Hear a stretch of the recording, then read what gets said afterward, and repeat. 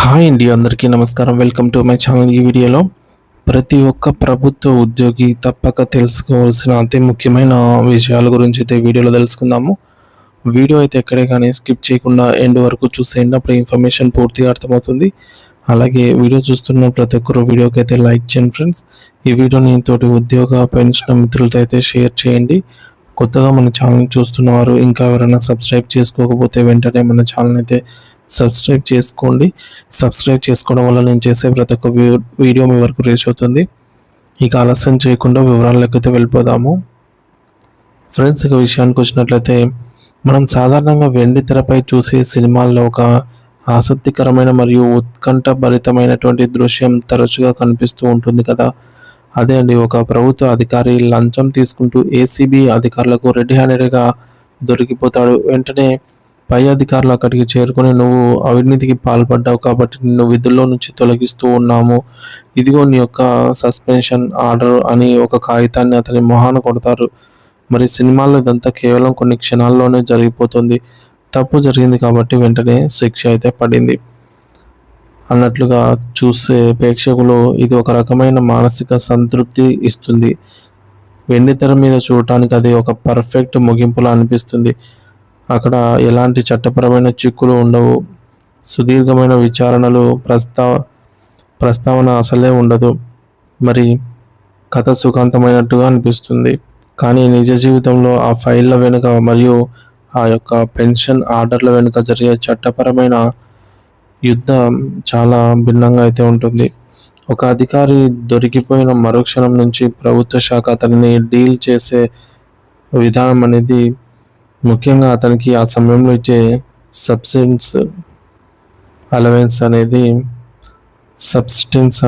అనేది అంటే జీవన భృతి చుట్టూ ఎన్నో ఆశ్చర్యకరమైన మరియు లోతైన నిబంధనలు ఉన్నాయి. చాలామందికి రూల్స్ గురించి కనీసం అవగాహన అయితే ఉండదు. అందుకే ఈరోజు మనం ఈ పత్రాల వెనుక ఉన్న అసలు ఉద్దేశం ఏమిటో డీకోడ్ చేసే ప్రయత్నం చేద్దాం. పైకి చాలా సాధారణంగా అనిపించే ఈ ప్రభుత్వ పరిపాలనా నిబంధన వెనుక ఎంతటి డ్రామా మరియు న్యాయపరమైన సమతుల్యత దాగి ఉందో గమనించడం ఆశ్చర్యం కలిగిస్తుంది. ఇక్కడ అత్యంత ఆశ్చర్యకరమైన విషయం ఏమిటంటే, మనం పరిశీలించబోయే నిబంధనలు కేవలం పాత పుస్తకాల్లో నిద్రపోయే పడికట్టు పదాలు కావు. ఇవి ప్రాక్టికల్గా ఒక వ్యక్తి జీవితం మీద మరియు ప్రభుత్వ వ్యవస్థపై చాలా ప్రభావం చూపుతాయి. ఒకవైపు పరిపాలన వ్యవస్థలో క్రమశిక్షణను కాపాడుతూనే, మరోవైపు తప్పు చేశాడన్న ఆరోపణలు ఎదుర్కొంటున్న ఒక వ్యక్తి యొక్క ప్రాథమిక మనుగడ హక్కు, రైట్ టు సర్వైవల్, ఈ చట్టాలు ఎలా కాపాడుతాయో అర్థం చేసుకోవడం చాలా ముఖ్యము. ఉదాహరణకు, ఒక ఉద్యోగి ఏసీబీ వలలో చిక్కి లంచం తీసుకుంటూ పట్టుబడ్డాడే అనుకుందాం. ఈ విషయం అనేది శాఖకు తెలియగానే వారు ఆ ఉద్యోగిని సస్పెండ్ చేస్తూ ఉత్తర్వులు ఇస్తారు. సో ఇక్కడి వరకు అంతా సవ్యంగానే ఉన్నట్టు అనిపిస్తుంది. కానీ ఆ సస్పెన్షన్ ఉత్తర్వులో కానీ లేదా ఛార్జ్ మెమోలో కానీ ఏసీబీ వారు రిపోర్టులను నేరుగా ప్రస్తావించకూడదని ఒక కీలకమైన నియమం అయితే ఉందన్నమాట.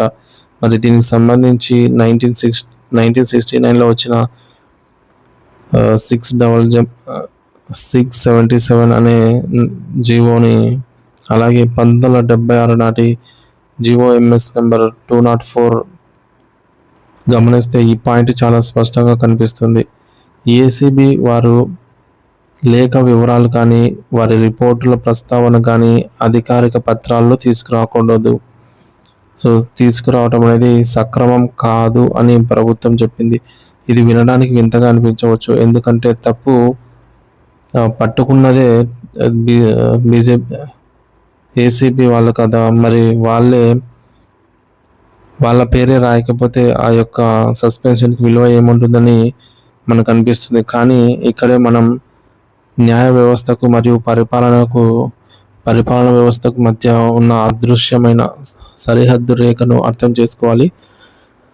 చట్టం దృష్టిలో పెన్షన్ అనేది శిక్ష కాదు, సస్పెన్షన్ అనేది శిక్ష కాదు. అది కేవలం ఒక పరిపాలనాపరమైన చర్య మాత్రమే అన్నమాట. ఒక వ్యక్తి తన కుర్చీలో కూర్చొని సాక్ష్యాధారాలను మాయం చేయకుండా విచారణ అనేది నిష్పక్షపాతంగా జరగడానికి అతన్ని తాత్కాలికంగా పక్కన పెట్టే ప్రక్రియ మాత్రమే ఇది. ఒకవేళ డిపార్ట్మెంటు వారు ఏసీబీ రిపోర్టును ఆధారంగా చూపిస్తూ పెన్షన్ ఉత్తర్వులను కనుక ఇస్తే అది కోర్టులో జరిగే విచారణపై ప్రభావం అయితే చూపుతుంది. అంటే విచారణ పూర్తి కాకముందే డిపార్ట్మెంట్ అతన్ని నేరస్తుడిగా నిర్ణయం చేసిందని, ఇది ప్రీ జ్యూడిస్ కిందకు వస్తుంది అని సదరు ఉద్యోగి కోర్టుకు వెళ్ళే అవకాశం ఉంటుంది. అందుకే న్యాయస్థానం తన పని తాను స్వచ్ఛందంగా చేసుకోవడానికి, క్రిమినల్ కేసులకు భంగం కలగకుండా ఉండటానికి డిపార్ట్మెంట్ తన సొంత నిబంధనలను ఉల్లంఘన కింద మాత్రమే సస్పెండ్ చేస్తుంది. ఇది ఒక రకంగా 2 సమాంతర ట్రాకర్ల మీద నడిచే రైలు లాంటిది. ఏ ట్రాక్ నియమాలు ఆ ట్రాక్కే పరిమితము. ఇక ఈ చట్టపరమైన నాటకంలో 2వ అంకం మరింత ఆసక్తికరంగా అయితే ఉంటుంది.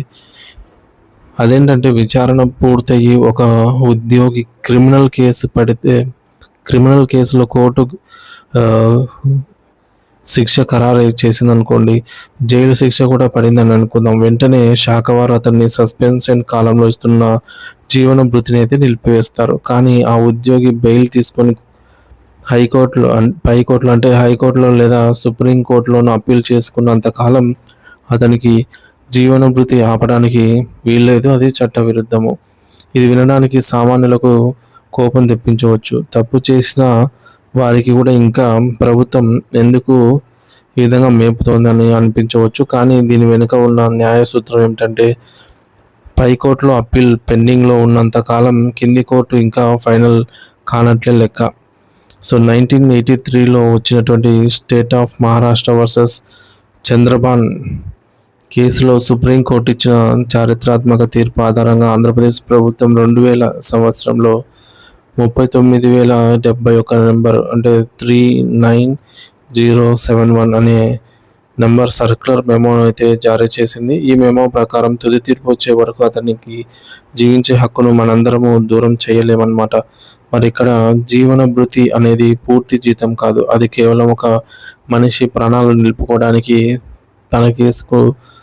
తన కేసు వాదించుకోవడానికి ఇచ్చే కష్టం మొత్తం మాత్రమే.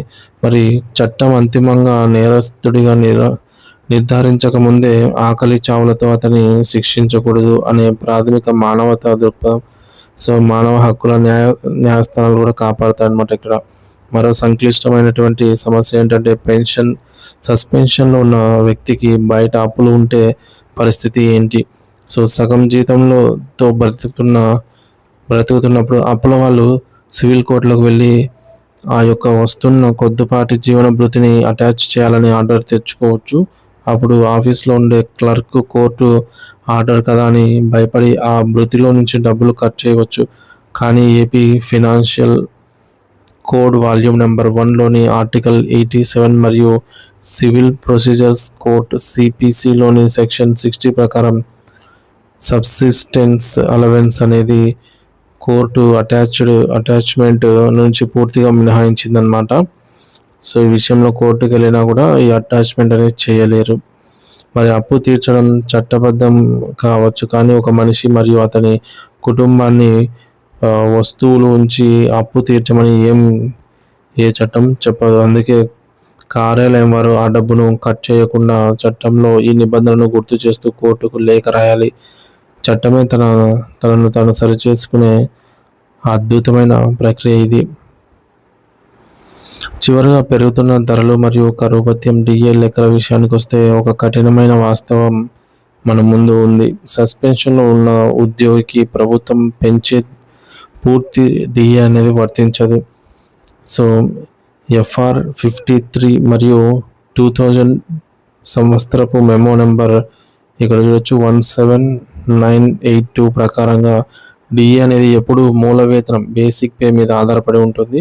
సస్పెన్షన్లో మూల వేతనం సరిగ్గా సగానికి పడిపోతుంది కాబట్టి దానిపై వచ్చే డిఏ కూడా అదే నిష్పత్తిలో సగానికి తగ్గిపోతుంది. ఇది ఒక పేషెంట్కి సెలైన్ బాటిల్ ఎక్కించినట్లు మాత్రమే ఉంటుంది, కానీ హోటల్లో బిర్యానీ తిన్నంత విలాసంగా అయితే ఉండదు. వ్యవస్థ ఒక వ్యక్తి మనుగడకు సహాయం చేస్తుంది, కానీ గతంలో ఉన్న విలాసవంతమైన జీవన ప్రమాణాలను కొనసాగించుకునే లగ్జరీని అయితే ఇవ్వదు. ఇదంతా గమనిస్తే మన ప్రభుత్వ నిబంధనలు కేవలం పత్రాలు కావు, అవి పౌర హక్కులు మరియు ప్రభుత్వ క్రమశిక్షణ మధ్య జరిగే ఒక అద్భుతమైన బ్యాలెన్సింగ్ యాక్ట్. అయితే ఇక్కడ ఒక అతి పెద్ద ప్రశ్న మిగిలి ఉంది. చట్ట నిబంధనల ప్రకారం కరెక్ట్గానే ఉన్న మన దేశంలో అప్పీల్ ప్రక్రియ పూర్తి కావడానికి దశాబ్దాల కాలం పడుతున్నప్పుడు ఒక వ్యక్తికి ఎటు తేలని ఈ యొక్క త్రిశంకు స్వర్గంలో ఉంచడం ఎంతవరకు సమంజసం? న్యాయ వ్యవస్థ వేగానికి మరియు ఈ కఠినమైన నిబంధనలకు మధ్య చిక్కుతున్న సామాన్యుడికి మానసిక స్థితి ఎవరు కాపాడతారు అనేది ప్రతి ఒక్కరూ ఆలోచించవలసిన విషయము.